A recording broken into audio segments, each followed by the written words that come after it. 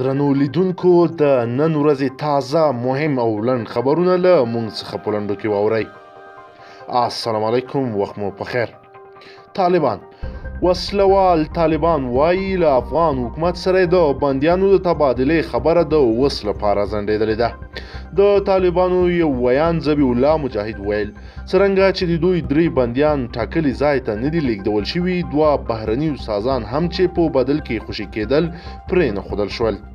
رولا غني د افغانستان لومړی میرمن رولا غني وایي کېدای شي طالبان د افغانستان امریکایي پوهنتون 2 استادان له بند آزاد نه کړي.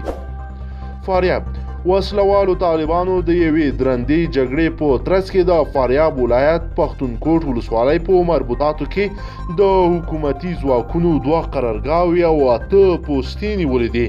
طالب ویان ښاري یوسف احمدي په خپل ټویټر پاڼه د یاد پرمختګ خبر ورکړی دی. داعش د دفاع وزارت شمیرې ښیي چې په تیرو 2 اونیو کې 300 تنه داعش جګړه ماران او د کورنیو غړي په ننګرهار کې افغان ځواکونو ته تسلیم شوي دي. ټاکنو کمیسیون د افغانستان د ټاکنو کمیسیون وایي د رایو د بیا شمیرنې او تفتیش لړۍ د بیا پیل لپاره د ټولو ټاکنیدلو سره په سلا مشورې لګیا دي. کمیسیون وایي له په ټپه ولاړ حالت د وتلو لپاره پکار ده چې ټاکنیدلې ورته د بیا شمیرنې په مخ کې خنډونه جوړ نه کړي چې د لومړنیو پایلو اعلان شونی شي. کابل پوهنتون د کابل پوهنتون استاد اسد وحیدی وایي د سولې د مذاکراتو لغوه کېدو وښوده چې د افغانستان د سولې په وړاندې اصلي خنډ د امریکا متحده ایالات دی.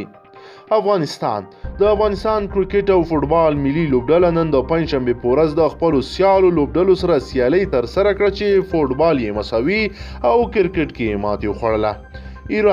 ایرانی مذهبي مشر آیت الله علی خامنه‌ای د 3500 هغه بندیانو د خوشي کولو امر کړی دی.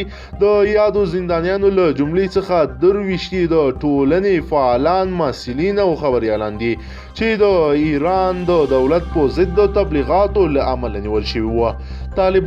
طالبان وایي چې په تیر ماښام د بغلان ولایت په لخمري ولسوالۍ اړوند د جویه نوې سیمه کې د دولتي سرتیرو په عملیاتي قطار برید کې چې د سرتیرو ته یې درنه مرژوبله اړولې ده.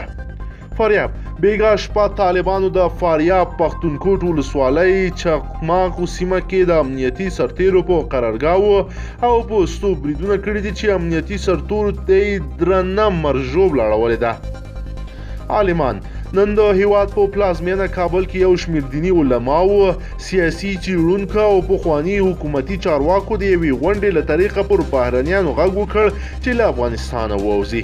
دوی افغانستان د امریکایي ځواکونو له لوري اشغال یاد کړی او په خبره یې امریکا د دې هیواد ملي حاکمیت نقض کړی او د دې ادعا لپاره د بهرنیانو وتل اړین دي. ټاکنو خپلواک کمیسیون د ولسمشرۍ ټاکنو په ورځ د رایې ورکونې له ټولو 2,65,800 پرانیستو محلونو په 10 کټګوریو یې 2,055 محلونو رایو تفتیش کوي او له سره شمیري چې په دغه راپور کې یادې 10 کټګورۍ په بشپړ ډول تشریح شوي دي. ولسمشر غني د حکم له مخې د ملي شورا د غړو هغه وسایط چې اسناد او پلیټونه نه لري تر 6 میاشتو قانوني شي او د دولتي ادارو له لومړۍ درجه مسؤلینو سره د دغه شورا د غړو اغیزمنو کتنو ته زمینه برابر شي. بدخشان د کرنې ریاست مسؤلین وایي چې په دغه ولایت کې د تیر کال په پرتله سږ کال د چهارمغزو محصولات 3 برابره ډیر شوي دي.